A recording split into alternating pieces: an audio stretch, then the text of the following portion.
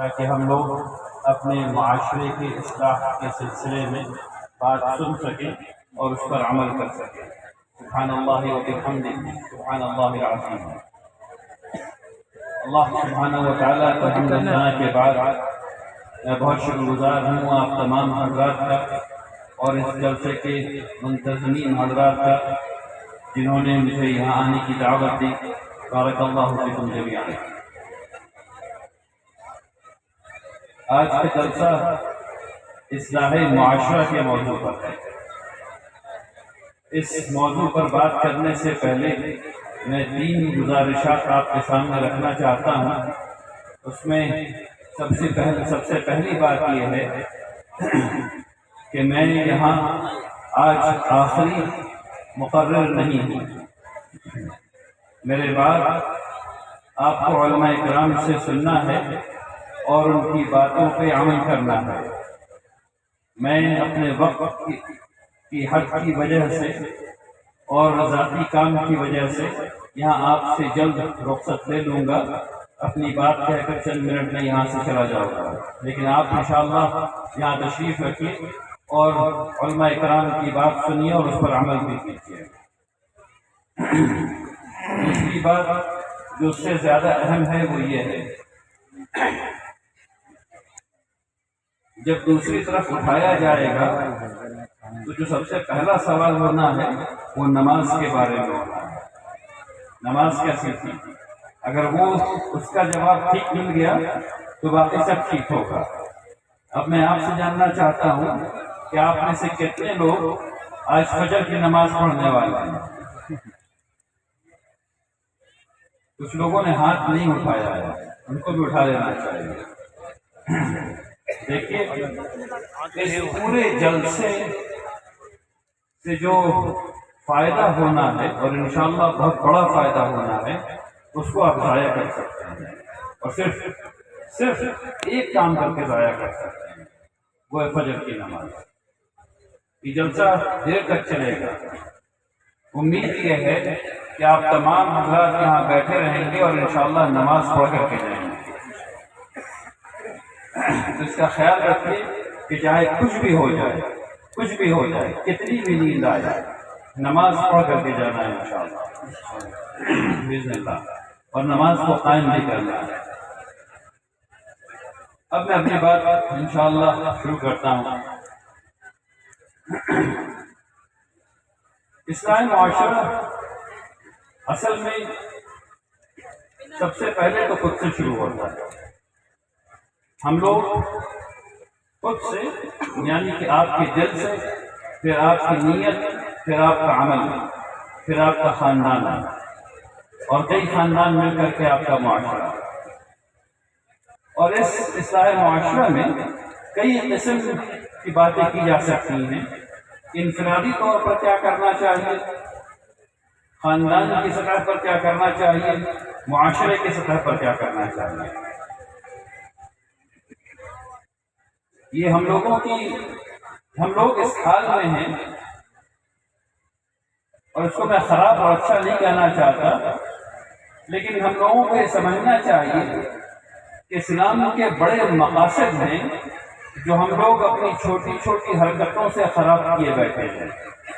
پھر کہتا ہوں، سنیے اس بات کو، اسلام کے بڑے مقاصد ہیں جو ہم لوگ اپنی چھوٹی چھوٹی حرکتوں سے خراب کیے بیٹھے ہیں۔ کیوں خراب کیے بیٹھے ہیں، اس کو سمجھنا ضروری ہے۔ محمد رسول اللہ صلی اللہ علیہ وسلم نے اپنے صحابہ کرام کے ساتھ ایک معاشرے کو بنایا۔ اس معاشرے کی کیا خاص بات ہے اور ہمارے معاشرے میں وہ باتیں کیوں نہیں ہیں، اس کو سمجھنے کی کوشش کی۔ اگر یہ بات سمجھ میں آ گئی تو باقی تمام باتیں سمجھ میں اپنے آپ آ جاتی ہیں۔ ہم لوگ یہ سمجھتے ہیں کہ معاشرے کی خرابی بنفسی ہی، یعنی اپنے آپ میں ایک چیز ہے۔ اصل میں معاشرے کی خرابی بخار ہے۔ جب بخار آتا ہے تو اصل میں بخار کوئی بیماری نہیں ہوتی، بیماری کچھ اور ہوتی ہے۔ کڈنی میں درد ہوتا ہے، کڈنی اسٹون ہوا تو بخار آیا، پیٹ میں السر ہوا تو بخار آیا۔ بخار علامت ہے جو اللہ نے بنایا ہے اس بات کے لیے کہ آپ ڈاکٹر کے پاس جائیں اور جا کے پوچھیں کہ مجھے بخار کیوں آیا ہے، بیماری کیا ہے۔ ہم لوگ کرتے کیا ہے، پیراسیٹامول کھا لیتے ہیں، 650 mg کی پیراسیٹامول کھا لیا، پسینہ آیا، بخار کر کے سمجھا ٹھیک ہو گیا۔ یہ ایسے نہیں ہوتا۔ ٹھیک اسی طریقے سے ہم لوگ جلسے میں بیٹھ جاتے ہیں، معاشرے میں جو برائیاں ہیں ان کے بارے میں بات کر لیتے ہیں اور اٹھ جاتے ہیں اور اس پر عمل نہیں ہوتا۔ کچھ لوگ کرتے بھی ہیں، لیکن اکثر لوگ 2-3 دن بخار رہتا ہے معاشرے جلسے کا، اور اس کی تازگی رہتی ہے، اس کے بعد وہ تازگی اتر جاتی ہے تو جو گناہ کر رہے تھے اس میں مبتلا ہو جاتے ہیں، جو کام کر رہے تھے اس میں مبتلا ہو جاتے ہیں۔ تو یہ سمجھنا ضروری ہے کہ یہ کیوں ہو رہا ہے، اصل بیماری کہاں پر ہے، اس بات کو سمجھنا ہے آپ۔ دیکھیے، مکان آپ کا ہے، آپ نے بنایا ہے، آپ اس مکان کے مالک ہیں۔ کتنی عجیب بات ہوگی کہ آپ کا پڑوسی آپ سے کہے کہ یہ مکان میرا ہے، اس میں میں رہوں گا، تو وہ جو یہ بات کر رہا ہے آپ کا پڑوسی، یا تو وہ آپ سے مذاق کر رہا ہے، یعنی تفریحاً آپ سے اس نے یہ بات کہہ دی، اور یا پھر اس کے پاس دنیا کی اتنی طاقت ہے کہ وہ آپ کے گھر میں زبردستی آپ کی اجازت کے بغیر رہنا چاہتا ہے۔ اگر وہ ایسا کر گزرا ہے تو اس نے آپ پر ظلم کیا ہے، آپ مسکین ہیں، آپ مظلوم ہیں، آپ کی دعا اللہ تک پہنچے گی، سماوات کو چیر کر کے پہنچے گی، کیونکہ آپ مظلوم ہیں۔ تو جس طرح مکان پر آپ کا حق ہے، آپ اس میں داخل ہو سکتے ہیں، آپ اس سے نکل سکتے ہیں۔ کبھی ایسا نہیں ہوتا کہ آپ مکان سے پوچھ کر اس میں داخل ہوتے ہیں۔ آپ چیزوں کو خریدتے ہیں، اس کے مالک بن جاتے ہیں، پھر اس چیز پر حکم آپ پہ چلتا ہے۔ یہاں پر بہت سے لوگ فون لیے ہوئے اور ویڈیو بنا رہے ہیں، فون آپ نے خرید لیا ہے، فون آپ کی ملکیت ہے۔ اب اس فون کو کب آن کرنا ہے آپ اپنے دوست سے پوچھ کر کے آن نہیں کرتے۔ آپ کا جب جی کرتا ہے آپ اس کو آن کرتے ہیں، جب جی کرتا ہے آف کرتے ہیں، جب جی کرتا ہے اسے ویڈیو لیتے ہیں، جب جی کرتا ہے فون کرتے ہیں۔ ایسا ہی ہے نا، کوئی اور طریقہ تو نہیں۔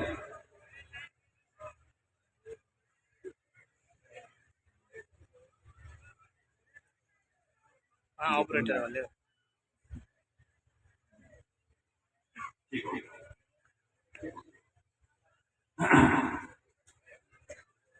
تو اس سے یہ پتا چلا کہ ملکیت پر مالک کا حق ہے، ملکیت پر مالک کا حق ہے۔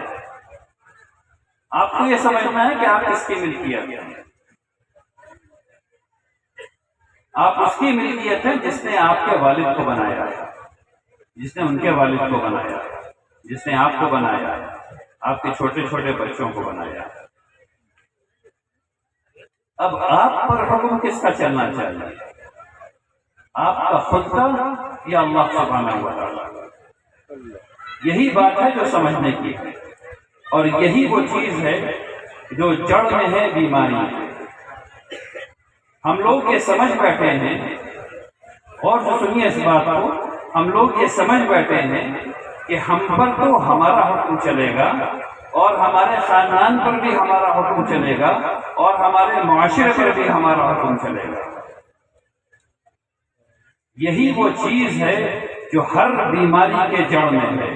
حکم تو اللہ کا چلے گا، فرق یہ ہے کہ اللہ تبارک تعالیٰ نے آپ کو اور مجھے اختیار دے دیا ہے، اور ہم اس اختیار میں یہ بھول بیٹھے ہیں کہ اصل میں حکم تو صرف اللہ ہی کا چل رہا ہے، اختیار تو دکھاوا ہے۔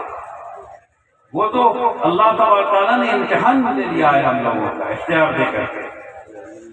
اب جو چیز ہم اپنے لیے پسند کر رہے ہیں، وہ گناہ جو ہم کیے جا رہے ہیں، وہ کام جو ظلم جو ہم کیے جا رہے ہیں لگاتار، خود اپنے آپ پر، اپنے گھر والوں پر، اپنے معاشرے پر، یہ جو ظلم ہم کر رہے ہیں، یہ تو اس طرف پوچھا جائے گا۔ تو یہ بات اگر سمجھ میں آ گئی تو آپ کو یہ سمجھ میں آئے گا کہ رسول اللہ صلی اللہ علیہ وسلم کا معاشرہ کیسے کام کرتا تھا۔ یہ بات صحابہ کرام کے دل میں بیٹھی ہوئی تھی کہ مالک تو اللہ ہی ہے، خالق تو اللہ ہی ہے، رب یعنی پالنے والا تو اللہ ہی ہے، رزق صرف اللہ کی طرف سے آتا ہے، یہ بات ان کے دلوں میں بیٹھی ہوئی تھی، ان کو یہ پتا تھا کہ حرام اللہ کرتا ہے، حلال اللہ بناتا ہے۔ تو مدینے میں جب شراب حرام نہیں ہوئی تھی تو صحابہ کرام شراب پی رہے ہیں۔ تو ایک آدمی نے آواز لگائی، آج سے شراب حرام ہے، تو ایسے پی رہے نا، ایسے پھینک دیا، کیونکہ پتا ہے کہ اللہ سبحانہ و تعالیٰ سے پوچھ ہو جانا ہے، اور جب ادھر پوچھ ہونی ہے تو بہت سخت پوچھ ہونی ہے۔ کیسی پوچھ ہونی ہوگا؟ سوچ لیجیے اس چیز کو۔ اللہ تبارک تعالیٰ کیا کہتے ہیں قرآن میں؟ کیسی پوچھ ہونی ہے؟ اللہ تبارک تعالیٰ کہتے ہیں اليوم نختم على افواههم وتكلمنا ايديهم وتشهد ارجلهم بما كانوا يكسبون۔ اللہ تبارک تعالیٰ اس دن، وہ بھاری دن، وہ بے پناہ سخت دن جو بنایا گیا ہے، اس میں کیا ہو جائے گا؟ آپ کو بولنے کی بھی ضرورت نہیں پڑے گی، اللہ آپ کے ہونٹ کو سی دیں گے، ختم، ہونٹ پہ مہر لگا دی جائے گی۔ پھر آپ کے ہاتھ بات کرنے لگیں گے اور پیر گواہی دینے لگیں گے اس چیز کی جو آپ نے کمایا ہے۔ آپ نے کیا کمایا ہے؟ اس کو سوچیے کہ آپ نے کیا کمایا ہے۔ ہر انسان کسی نہ کسی چیز پہ اڑا ہوا ہے۔ رسول اللہ صلی اللہ علیہ وسلم نے فرمایا، تم میں سے مومن وہ نہیں ہو سکتا جو اڑ گیا، الا من ابا، جو اڑ گیا۔ ابا کیا ہوا بھائی؟ اڑ جانا۔ کس کی صفت ہے؟ شیطان کی۔ شیطان نے کیا کیا؟ ابا واستکبر، اڑ گیا، اس نے کبر کیا۔ یہ دونوں صفت شیطان کی، اڑنا اور اس چیز پر فخر محسوس کرنا جس کی اس کی حیثیت ہی نہیں ہے۔ اب ہم لوگ اڑے ہوئے ہیں۔ ہم لوگ کس چیز کی اڑے ہوئے ہیں؟ ہم میں سے کچھ لوگ آنکھوں کے گناہ سے اڑے ہوئے ہیں۔ ہم نے یہ طے کر لیا کہ ہم گناہ کرتے رہیں گے اور کیے چلے جا رہے ہیں، اور آپ کو بتایا جا رہا ہے اور مجھے بتایا جا رہا ہے کہ یہ گناہ ہے، اس کو مت کرو، لیکن کیے چلے جا رہے ہیں، ہم اڑے ہوئے ہیں۔ اب بتائیے، رسول اللہ صلی اللہ علیہ وسلم کی حدیث اگر سامنے رکھ دی جائے تو آپ ادھر جا رہے ہیں یا ادھر جا رہے ہیں؟ جنت جا رہے ہیں یا جہنم جا رہے ہیں؟ کدھر جا رہے ہیں؟ جہنم تو بہت دور کی چیز ہے میرے بھائیوں۔ آخرت کے دن کے بارے میں ذرا سوچیے، وہ دن جس دن کوئی چھاؤں نہیں ہوگی سوائے اللہ کے عرش کے۔ اس دن کے لیے آپ نے کیا کما لیا؟ ٹھیک اسی طریقے سے آپ اڑے ہوئے ہیں، آپ ہاتھوں سے گناہ کر رہے ہیں، میں پیروں سے گناہ کر رہا ہوں۔ ہم لوگ لگاتار کسی نہ کسی گناہ میں اڑے ہوئے ہیں، اس چیز سے جو ہمارے لیے فتنہ بنا دی گئی ہے، وہ چیز جو ہمارا امتحان ہے۔ ہم لوگوں کو اپنی اس چیز کو دیکھنا پڑے گا، اور سب سے بڑا امتحان یہاں کا ہوگا، قلب کا ہوگا۔ اس قلب میں اللہ کی رضا شامل ہے یا ریاکاری شامل ہے، دکھاوا ہے؟ اگر جو اللہ کی رضا شامل ہے، یعنی میں آپ کو ایک آسان طریقہ بتاتا ہوں۔ ہر اچھا کام کرنے سے پہلے یہ نیت کرنا ہے، یہ کام میں کر رہا ہوں اللہ سبحانہ و تعالیٰ کی رضا کے لیے، یہ کام میں کر رہا ہوں اللہ سبحانہ و تعالیٰ کی رضا کے لیے۔ صبح اٹھے نا، برش کرنا ہے نا، مسواک کرنا ہے، اللہ کی رضا کے لیے مسواک کرنا ہے۔ میں نماز پڑھنے کے بعد اس کو تو نیت کرتے ہی کرتے ہیں، مسواک کرنا ہے نا، اللہ کی رضا کے لیے مسواک کرنا ہے۔ صبح اٹھیں، اچھا کپڑا پہننا ہے، اللہ کی رضا کے لیے پہننا ہے۔ اس نیت کو بار بار کیجیے، ہر بار کیجیے، ہر کام میں کیجیے۔ جب کرتے جائیے گا تب اللہ کی رضا آپ کے سامنے آنے لگے گی، آپ کو پتہ چلنے لگے گا کہ آپ کا دل کہاں پر خراب ہے، یہ کہاں پر خراب ہے، اور پھر آپ کو موقع ملے گا کہ آپ اس کو ٹھیک کر سکیں۔ اگر ایسا نہیں کیجیے گا تو کبھی پتہ نہیں چلے گا کہ یہ کام میں اللہ کی خوشنودی کے لیے کر رہا تھا۔ ہزار تقریر میں ہم لوگوں نے سنا اللہ کی خوشنودی کے لیے کام کرو، ہم میں سے کتنے لوگ اللہ کی خوشنودی کے لیے کام کر رہے ہیں بھائی؟ یعنی ہم لوگ بچے کے لیے بلون پھلاتے ہیں تو بھی دکھاتے ہیں کہ بلون پھلایا بچے کے، کسی کو پیسہ دیتے ہیں تو دے رہے ہیں اور نہیں بھی دے رہے ہیں، 5 لوگ دیکھ رہے کہ پیسہ دے رہے ہیں، ایسا ہی ہے نا، ایسا ہی کر رہے ہیں نا، یہ اللہ کے لیے کر رہے ہیں، اپنے لیے کر رہے ہیں، دکھانے کے لیے کرنے کے ہم دے رہے ہیں۔ اگر کسی کو پڑھا رہے ہیں تو دکھا کے پڑھا رہے ہیں، اگر کسی کی مدد کر رہے ہیں تو دکھا کے مدد کر رہے ہیں۔ یہ سب مرض ہے، بیماری ہے دل کی، کیونکہ دل اللہ میں نہیں لگا ہوا ہے۔ صحابہ کرام کو یہ پتا تھا کہ ایسا کرنے کا مطلب ہے جہنم میں جانا، اس لیے وہ ایسا نہیں کرتا۔ ہم لوگوں کو یہ بات نہیں پتا، ہم لوگوں کو یہ بات نہیں پتا، یہ بات ہمارے دل کے اندر نہیں جا رہی۔ اس بات کو سمجھیے، اگر ہم لوگوں کو یہ پتا نہیں ہوا کہ حاکم اللہ ہے، رزاق اللہ ہے، کھلانے والا اللہ ہے، پلانے والا اللہ ہے، اگر اس بات پر یقین نہیں ہوا اور یہ بات دل کے اندر تک نہیں چلی گئی تو آپ اللہ کی عبادت ویسے نہیں کر سکتے جیسے صحابہ کرام کر رہے ہیں۔ اس بات کو ماننے کا دوسرا مطلب یہ ہوتا ہے کہ اگر آپ نے اللہ کو حاکم مان لیا اور سب کے سامنے جھکا دیا تو پھر اب یہ بات آتی ہے کہ اللہ کا حکم کیا ہے۔ ہاں، اب پتہ چلے گا اللہ کا حکم کیا ہے۔ اللہ نے کہا جھوٹ مت بولو، اب جھوٹ نہیں بول سکتے، اب جھوٹ نہیں بول سکتے۔ حکم ہو گیا، پتہ چل گیا، فقہا نے بتا دیا کہ جہیز طلب کرنا حرام ہے، اب جہیز نہیں لے سکتے، بات ختم ہو گئی۔ اب چاہے ابا نے جو کہہ دیا ہو، اماں نے جو کہہ دیا ہو، جتنے نوجوان لوگ ہیں سب سے کہہ رہا ہوں میں، فقہا نے بتا دیا کہ جہیز حرام ہے، جہیز حرام ہے، بات ختم ہو گئی۔ اب آپ نہیں لے سکتے، کچھ نہیں کر سکتے، اب آپ بارات لے کے نہیں جا سکتے، 4 آدمی لے کے جائیے شادی کرنے کے لیے۔ اور میں سب لوگوں سے کہہ رہا ہوں، وہ زمانہ چلا گیا جب گنڈوں اور ڈکیت کے ڈر سے لوگ 40 لوگ کو لے کے جایا کرتے تھے بارات میں۔ کوئی ضرورت نہیں جانے کی، حکم نہیں ہے ایسا۔ 2 آدمی جائیں گے، 4 آدمی جائیں گے، گاڑی میں جتنے آئیں گے وہی گاڑی میں جائیں گے، گاڑی میں آئیں گے، بات ختم ہو گئی ہے۔ کیوں جانا ہے 40 لوگوں کو اور کیوں جانا ہے 400 لوگوں کو؟ جہالت ہے، اسراف ہے، حرام کے بالکل قریب ہے۔ کوئی ضرورت نہیں ہے، کوئی ضرورت نہیں ہے، بالکل نہیں جانا ہے۔ 4 آدمی جائیں گے، میرے پاس تقریباً یعنی لگاتار لوگ آتے ہیں، بوڑھے حضرات آتے ہیں کہ بیٹی کی شادی نہیں ہو رہی، کیوں نہیں ہو رہی ہے؟ پیسہ نہیں ہے۔ کتنی عجیب بات ہے۔ اور ہم لوگ اس بات کو سمجھیے، ایک اور بات، اگر آپ کو جانا ہے، آپ کو جانا ہے اگر حیدرآباد اور آپ چڑھ گئے ہیں دلی کی ٹرین پہ، تبھی پہنچ سکتے ہیں۔ اگر آپ کو جانا ہے حیدرآباد اور چڑھ گئے ہیں دلی کی ٹرین پہ تو کبھی دلی پہنچ سکتے ہیں، حیدرآباد پہنچ سکتے ہیں؟ کبھی نہیں پہنچ سکتے۔ اگر آپ کا یہ دعویٰ ہے کہ آپ اسلام کی ٹرین پہ چڑھے ہیں تو آپ کو محمد رسول اللہ صلی اللہ علیہ وسلم کی بات کو ماننی پڑے گی، تب تو آپ ادھر جائیں گے، تب تو آپ آخرت میں صحیح جگہ پر پہنچ رہے ہیں۔ لیکن اگر آپ محمد رسول اللہ صلی اللہ علیہ وسلم کی بات نہیں مان رہے تب آپ ادھر نہیں پہنچ رہے۔ دیکھیے، اس بات کو سمجھیے، صرف اپنے آپ کو مسلمان کہہ دینے سے کچھ نہیں ہوتا، کام کرنے پڑتے ہیں۔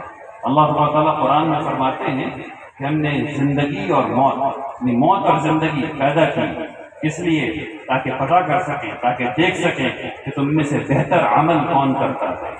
اب آپ کو یہ دیکھنا ہے کہ آپ کا عمل بہتر عمل ہے، یعنی وہ اپنے انتہا درجے کے احسان تک جو آپ کی لیاقت ہے اس حساب سے، جو آپ کا علم ہے اس حساب سے پہنچا ہوا ہے کہ نہیں پہنچا ہوا ہے۔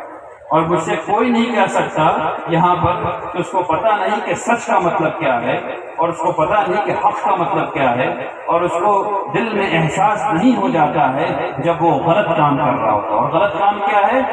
میں ہوں، یہ غلط کام ہے،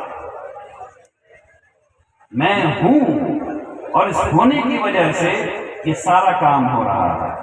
جہیز بھی دیا جا رہا ہے، وراثت میں حق بھی نہیں دیا جا رہا ہے، یہ سارے گناہ صرف اس پہ ہو رہے ہیں۔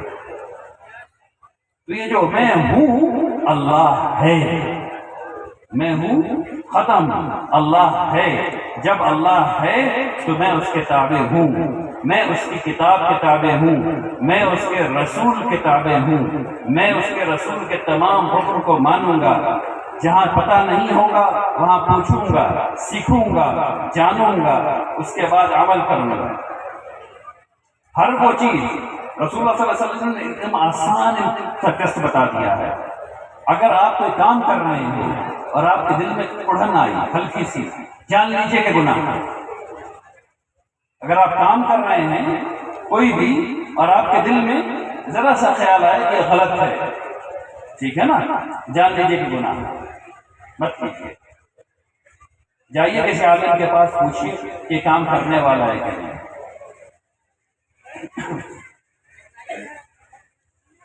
کبھی بھی ایسا نہیں ہوگا کہ ہم لوگ کہیں تو کہ ہم لوگ مسلمان ہیں اور اس کا فائدہ بھی اٹھانا چاہیں اور متحد نہیں رہیں۔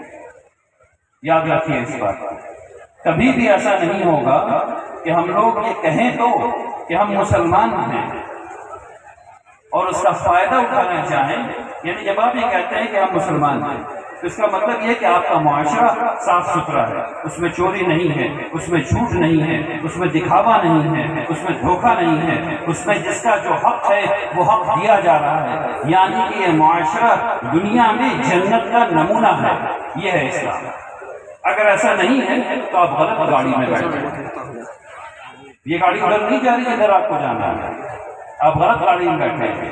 یہاں آپ کو واپس آنا پڑے گا، آ کے دیکھنا پڑے گا کہ اللہ تبارک تعالیٰ کی حاکمیت میرے دل میں قبول کی ہے یا نہیں قبول کی ہے۔ اگر اللہ سبحانہ و تعالیٰ کی حاکمیت، اللہ تبارک تعالیٰ کی رضا آپ کے دل کو قبول نہیں ہے تو اللہ کو آپ بھی قبول نہیں ہے، اس بات کو جان لیجیے۔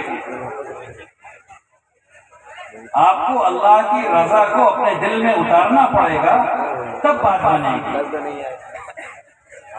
اس کو اپنے دل میں اتاریے تاکہ آپ کا معاشرہ ٹھیک ہو سکے۔ معاشرے کی بیماری کے بارے میں انشاءاللہ میرے بعد اور ڈھیر سے لوگ بات چیت کریں گے اور بتائیں گے کہ وراثت میں یہ خرابی پیدا ہو رہی ہے، جہیز میں یہ خرابی ہے، نکاح میں کیا خرابی ہے، ہماری بہنیں بیوہ ہو چکی ہیں یا طلاق شدہ ہیں لیکن ان کی شادی نہیں ہو رہی، اس میں پتہ نہیں کیا کیا لوگ کر رہے ہیں۔ محمد رسول اللہ صلی اللہ علیہ وسلم کے معاشرے کو دیکھو بھائی، 60 سال کی 65 سال کی عورتیں ہیں، ان کی شادی ہو رہی ہے، ان کی شادی ہو رہی ہے، لگاتار ہو رہی ہے۔ صحابہ اکرام کبھی کسی کو ایسے طرح نہیں چھوڑ رہے کہ اس کے پاس کوئی سہارا نہیں ہے، کبھی نہیں چھوڑ رہے۔ اگر میں کہہ دوں یہاں پہ کسی سے کہ 60 سال کے اوپر کی عورت سے شادی کرو تو لوگ ہنسنے لگیں گے، ہنسیں گے نا بھائی، مذاق اڑائیں گے نا۔ لیکن کیا صحابہ اکرام مذاق اڑا رہے ہیں؟ کیا رسول اللہ صلی اللہ علیہ وسلم کا معاشرہ مذاق اڑا رہا ہے 65 سال کے اوپر کی عورت سے شادی کرنے میں؟ یقیناً نہیں کر رہا ہے۔ تو میری اور آپ کی کیا اوقات ہے کہ ہم لوگ اس بات پہ ہنسیں؟ میری اور آپ کی کیا اوقات ہے؟ ہم ہیں کون؟ جب صحابہ اکرام ایسا کام کر رہے ہیں وہ ہمارے لیے قابل اتباع ہے، ہمیں فخر محسوس ہونا چاہیے ایسا کرنے میں۔ تو جو صحیح چیز ہے اس کو پڑھیے۔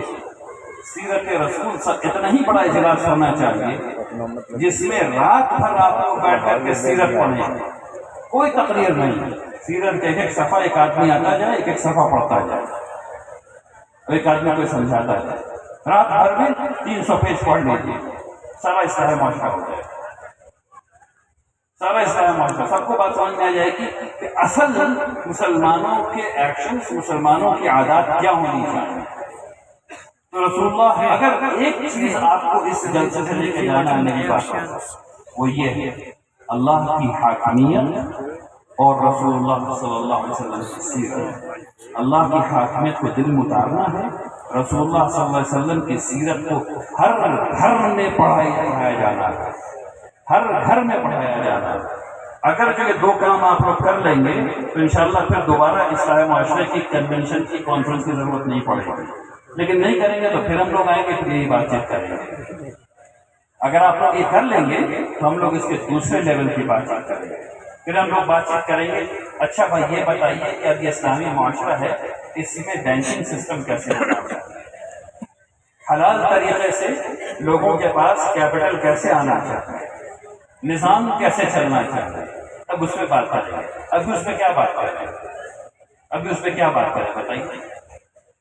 جب بنیادی غلطیاں موجود ہیں معاشرے میں تو اونچی سطح کی کیا بات ہے؟ جب ہم لوگ ایک مدرسہ یہاں چلا رہے تھے جو بند ہو گیا، اور اتنی بڑی تعداد میں یہاں لوگ ہیں، اور ہم سب کو پتا ہے کہ ہر 100 میں 43 بچہ ہمارا ان پڑھ جاہل ہے، مطلق ان پڑھ ہے، جس کو انگوٹھا چھاپ کہتے ہیں، وہ ہے مدرسے کے رہتے ہوئے، اور ہم لوگ وہاں مدرس نہیں رکھ پا رہے اور مدرسہ نہیں چلا پا رہے، تو کیا بات کر رہے ہیں؟ ہم سب لوگوں کو پتا ہے کہ ہمارے معاشرے میں ہر 100 میں 45 بچے کھانے کی کمی کی وجہ سے، پہلے 3 سال غور سے سنیے اس بات کو، ہر 100 میں 45 بچہ جو ہمارے یہاں پیدا ہو رہا ہے وہ اسٹنٹڈ گروتھ میں ہے۔ اس کا مطلب یہ ہے کہ اس کو جسمانی طور پر اور ذہنی طور پر اپنی عمر کی مناسبت سے جتنا بڑا ہونا چاہیے وہ نہیں ہو پا رہا، تو وہ کیا حق کمپلیٹ کرے گا کسی چیز میں؟ ہر 100 میں 43 کو تو آپ ایسے ہی نکال دیتے، پڑھائی نہیں کرواتے، میں اور آپ مل کر کے ہر 100 میں 43 کو تو پڑھائی نہیں کرواتے، ٹھیک ہے نا؟ اور ہر 45 بچہ اسٹنٹڈ ہے۔ کیوں؟ کیونکہ پہلی عمر کے پہلا 3 سال، پہلا سال جب وہ اپنے ماں کے پیٹ میں تھا، اور اس کے بعد کا 2 سال ہم اس کو کھانا نہیں دے رہے، ہم اس کو اچھی غذا نہیں دے رہے۔ پہلے سال جب وہ ماں کے پیٹ میں تھا، اور اس کے بعد کے 2 سال ہم اس کو کھانا نہیں دے رہے، اس لیے اس کی جسمانی اور ذہنی جو جس رفتار سے اس کو بڑا ہونا چاہیے وہ نہیں ہو رہا، اور وہ ہمیشہ پیچھے رہے گا، ہمیشہ پیچھے رہے گا۔ تو خوب غور سے سنیے، جب آپ کے گھر میں بچے کی ولادت ہونے والی ہو تو اس کی ماں کو بے پناہ اچھی غذا جو بھی آپ کر سکتے ہیں وہ دلوائیے، اور اس کے بعد پیدا ہونے کے 2 سال تک کم سے کم اچھی غذا ہونی چاہیے، تندرست رہنا چاہیے، بیماری سے دور رہنا چاہیے، تب تو کمپیٹ کرے گا۔ ابھی 100 میں 45 تو نکال کے الگ کر دیتے ہیں، یہ تو ایسی خراب سسٹم میں چلا گیا آلریڈی۔ تو ادھر کیا بچا؟ 55، اب 55 میں کمپیٹ کیجیے، اس میں سے 43 ہم ایسے نکال دیتے ہیں پڑھائی کے لیے۔ تو ان سب چیزوں پہ غور کیجیے، انشاءاللہ اللہ تبارک تعالیٰ ان چیزوں کو ہم لوگوں کے لیے آسان بنائے کرنا۔ اخیر میں پھر ایک بار دہرا دوں کہ میں یہاں سے اب آپ لوگوں سے رخصت لوں گا، آپ لوگ یہاں تشریف رکھیے، علماء کرام کے وعظ کو سنیے، اس سے مستفید ہوئیے، اس پر عمل کیجیے انشاءاللہ۔ میں دعا کرتا ہوں کہ اللہ تبارک تعالیٰ ہم سب لوگوں کو اس اجلاس سے توفیق عطا فرمائے کہ ہم لوگ اللہ تبارک تعالیٰ کی حاکمیت کو قبول کر سکیں، اللہ تبارک تعالیٰ ہمارے دلوں کو اسلام کے لیے کھول دے انشاءاللہ۔ وآخر دعوانا الحمد للہ رب العالمین۔ بارک اللہ فیکم جميعا۔